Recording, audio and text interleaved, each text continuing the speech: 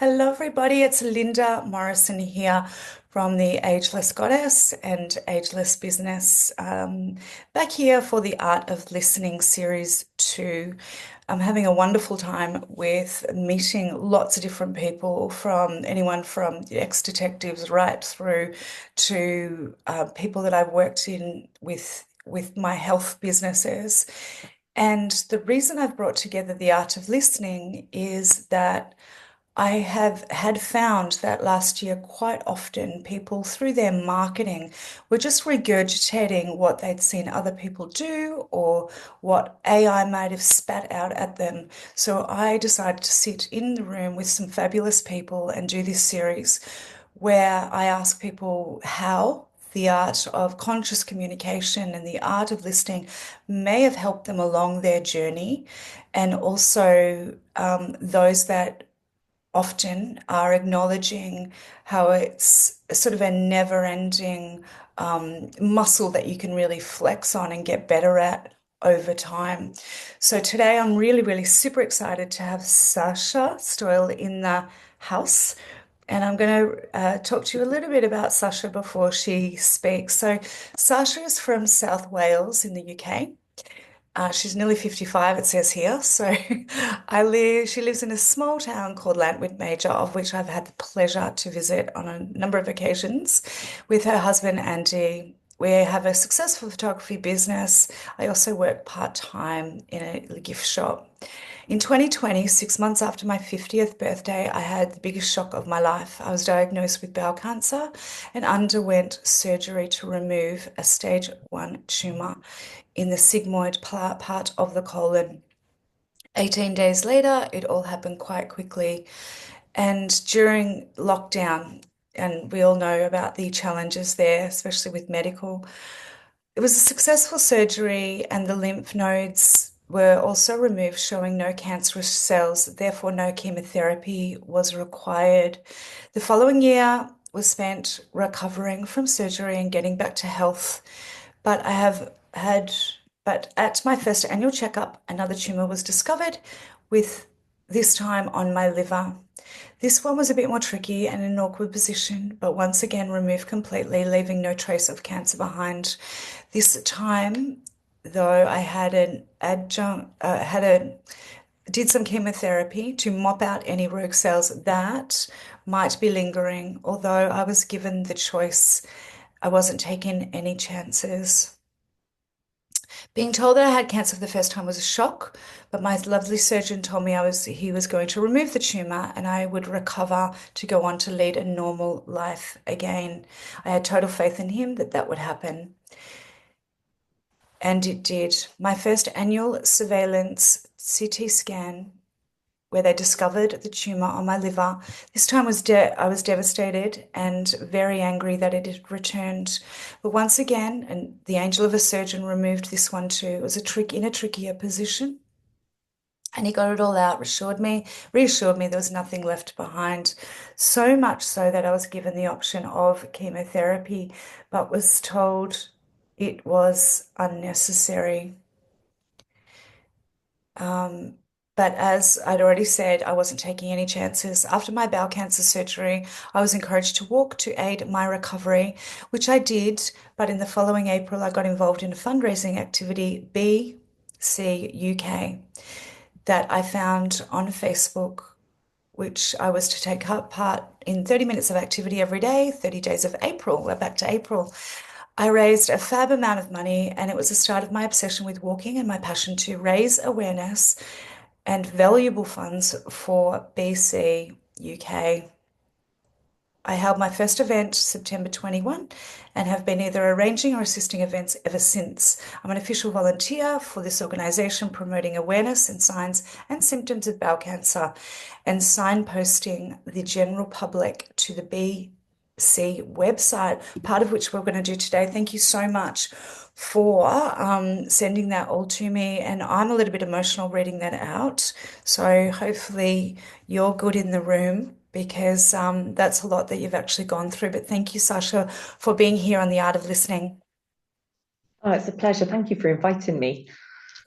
So, true to form, I have known Sasha for a lot of years, many decades, and across the waters we've been friends. And this time, around about this time, about 10 months ago, I got to be with you in the UK, which was amazing.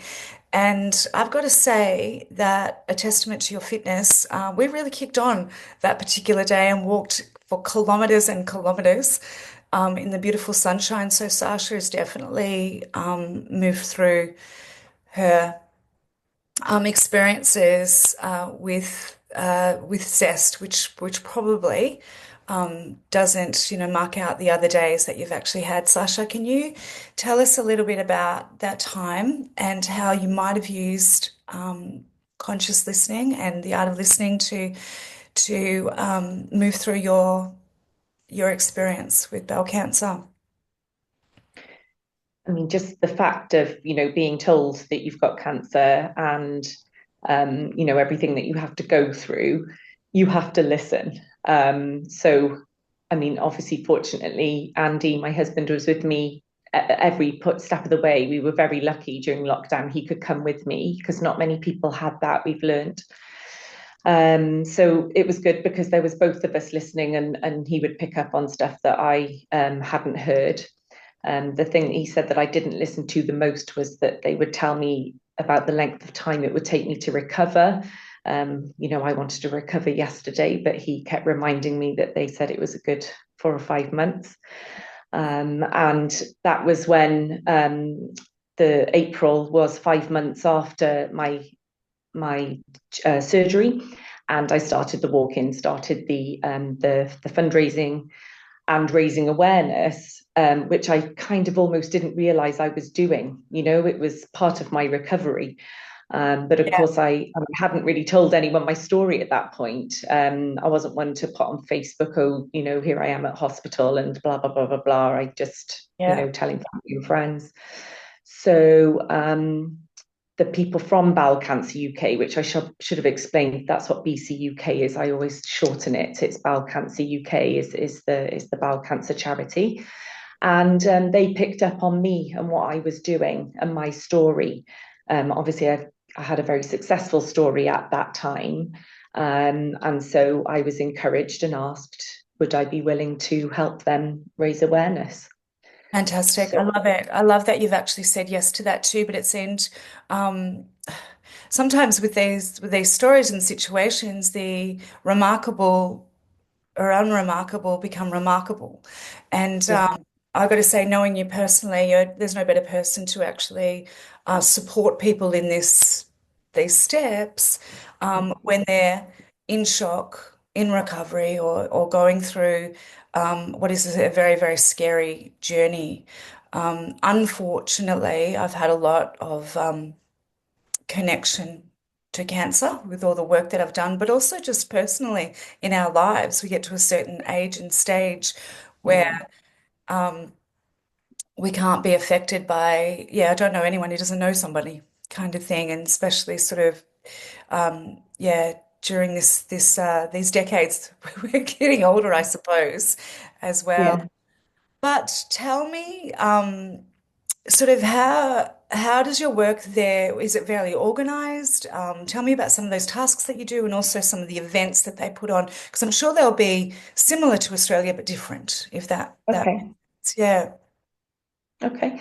So, ironically, which is why I was again pleased to be doing this, is April is Bowel Cancer Awareness Month.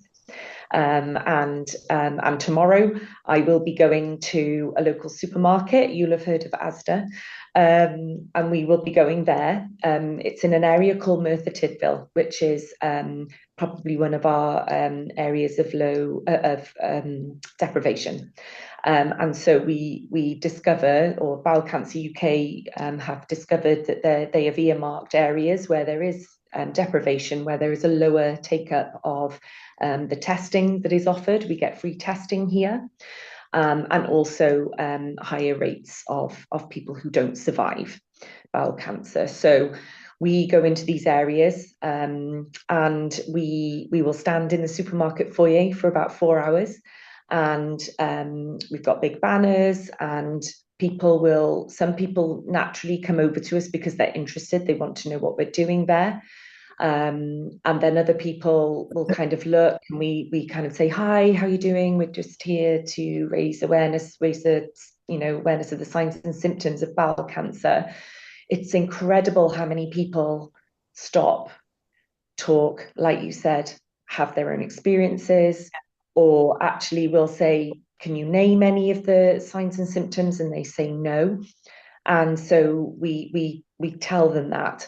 But probably what I've discovered, the biggest part of doing the raising awareness is listening to people Yeah. and listening to their stories. And they might be about themselves, it might be about a member of family.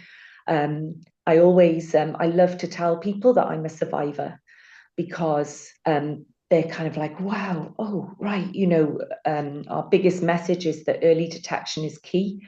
Yeah. And I am a testament to that.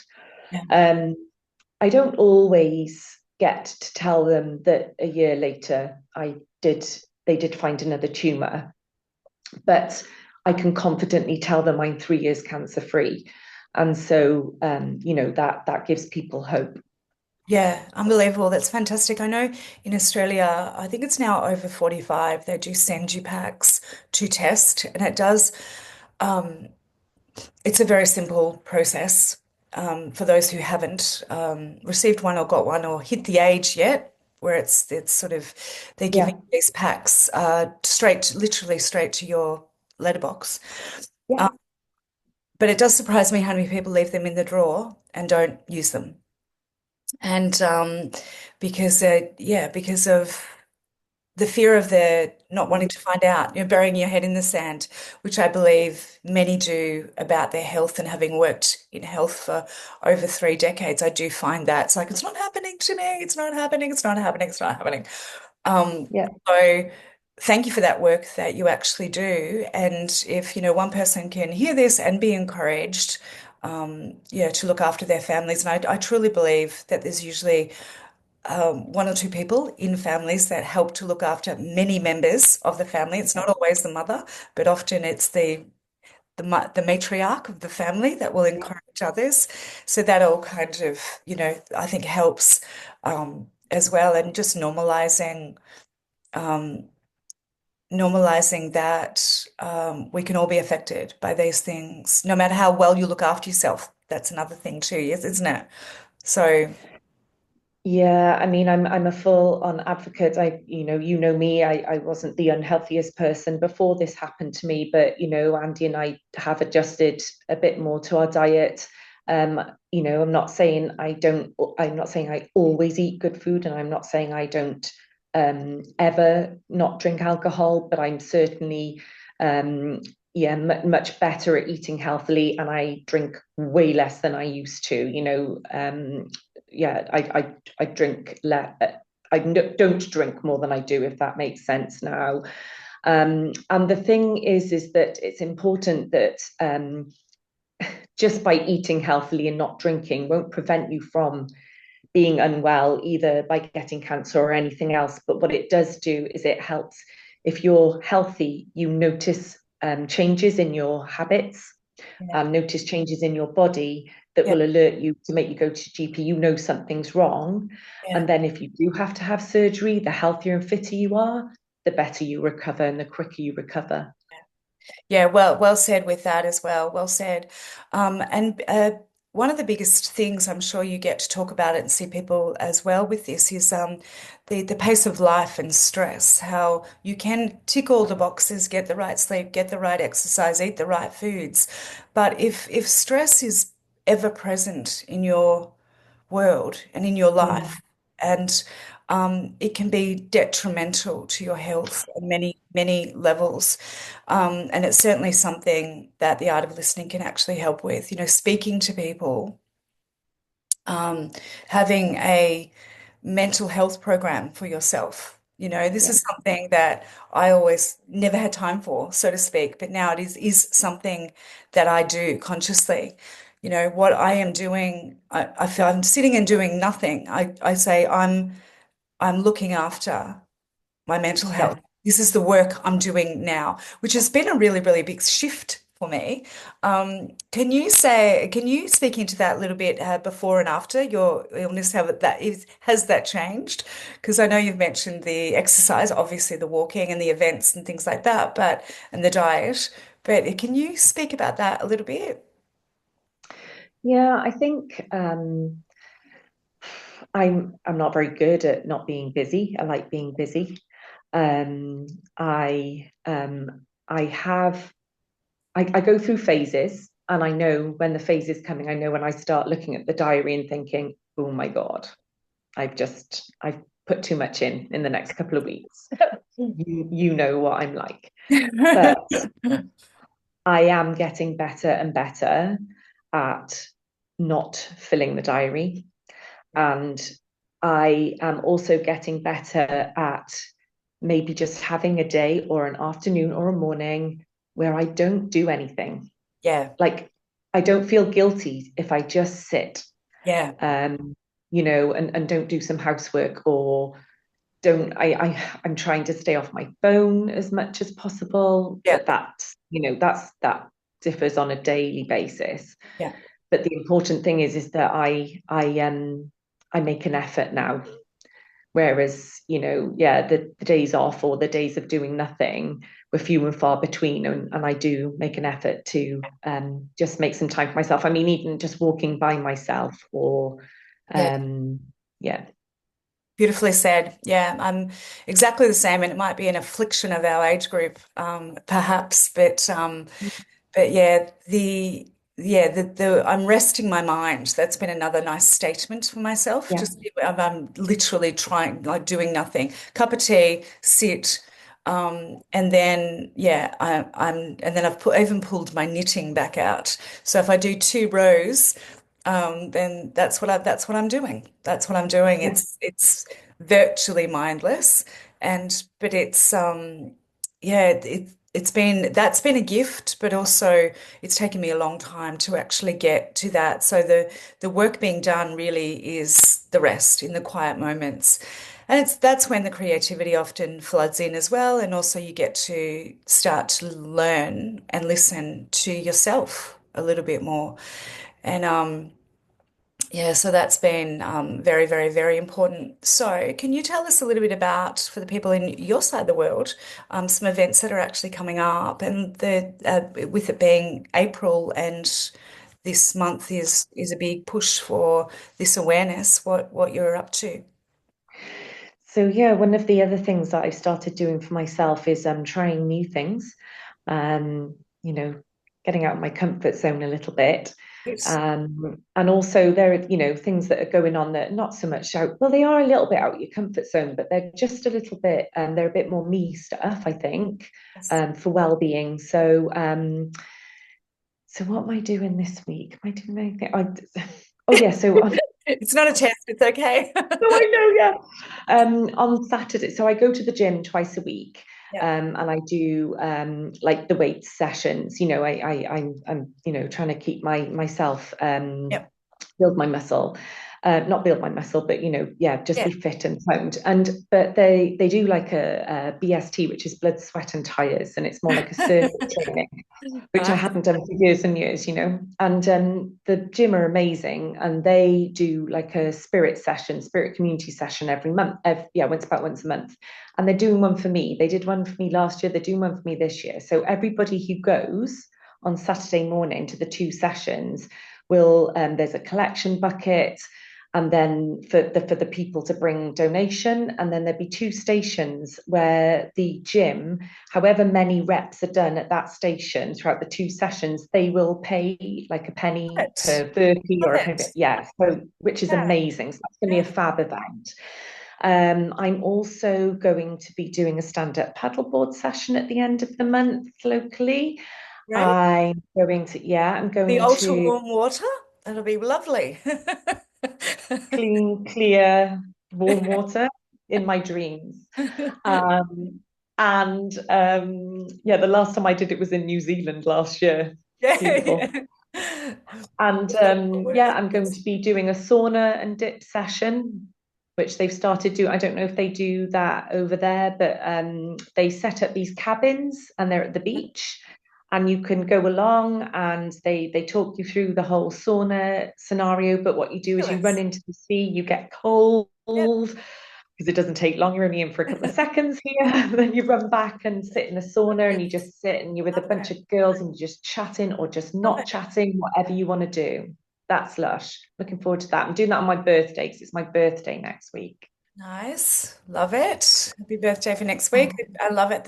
That's fantastic. And then are there regular walks as well with the Bowel Cancer UK?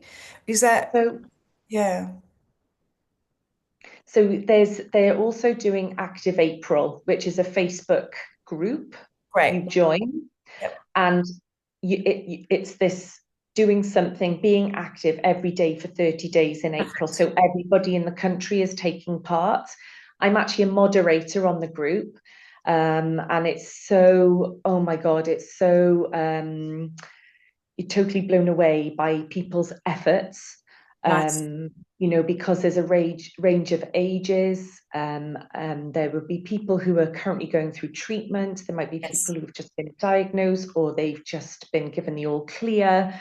And then there are families of people or friends of people who may have been in that situation, so just diagnosed or not survived or what. It's incredible.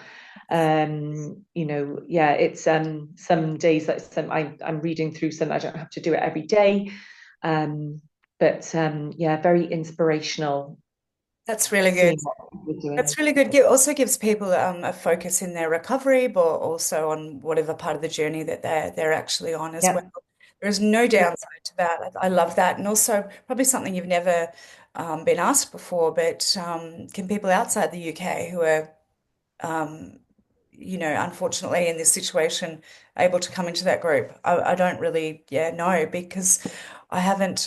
Yeah, I'm not really sure what's going on here in Australia, but there must be something. okay.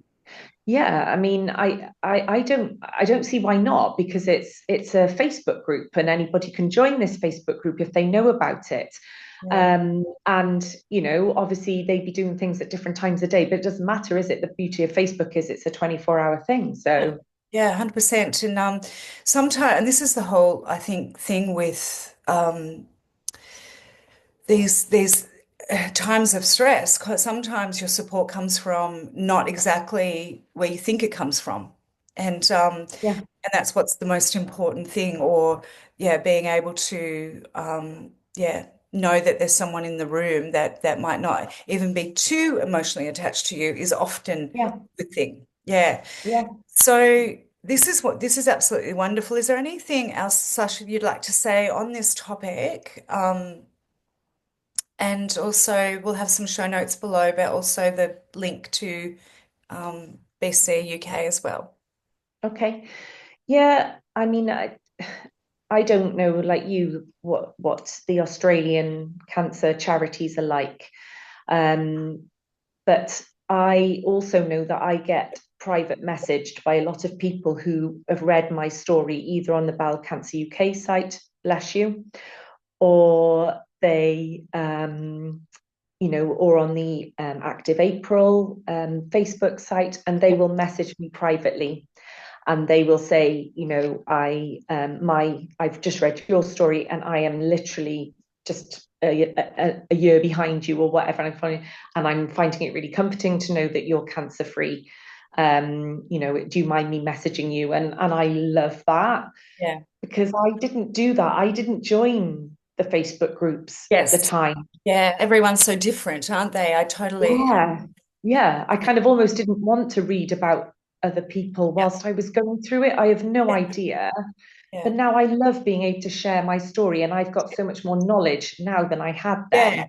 Yeah. Um, Yeah, so thank you for being generous with that because yeah, everyone is very different with their journey. It's such a personal thing, and I think at the time that you actually went through it, there was such confusion in the world about the lockdowns and different things, and different countries had different rules and all the things. So yeah, it would have been an interesting time for you to know, yeah, where to put a lot of those energies. There was a lot of yeah, yeah, I know. I remember, this is just, yeah, having to go. I fainted, and I went to there was no one in emergency. My kids weren't allowed to come in with me, and I was just in there by myself. And the nurse is saying, "Is there a chance you're pregnant?" And I'm like, "I hope not. Yeah. Can you check that?" Yeah. So even then, but there was no one around Yeah. at all. No. There's no visitors allowed in, and yeah, Well, we were told don't go to the doctors unless you think it's an emergency. And yeah, my symptoms were like, I'm like, is this an emergency? Is it not an yeah, emergency? yeah, So I went because I was concerned, or I mean, Andy was like, you should go. My best friend said you should go. But then being in hospital for 4 days after having, well, being dropped off at 7:30 in the morning to a hospital where there was nobody wandering the corridors. I walked through the corridor by myself. Andy just dropped me off and I didn't see him for 4 days. yeah. It's hard. And Very yeah, difficult. Very difficult. Yeah. So it was a very unusual time for people. But yeah, thank goodness we have these great resources yes. for when you're not well. So Sasha, I'm going to wrap it up now. Thank you so much. Is there anything else that you wanted to talk about before we go? Um, no, just thank you so much for asking me. I was really nervous, but it's like just we're just having a chat, which is really lovely. And I just want anybody to know that you know, keep an eye on yourself. Early detection is key. And if you ever want to reach out from this, just check with Linda and get my details. I'm happy to talk to anybody, but it's not a fatal diagnosis if it's caught early, detected early. It's totally treatable and totally curable. And yeah, I'm here to listen if you need anybody to Thank sound. you so much, Sasha. There's also the link will be below. This will be on LinkedIn and my YouTube channel. Also, you'll have those links. And I can also send this copy to you as well if you want to. Thank you so much, everybody. Thanks for being on the Art of Listening. Thank you. Bye.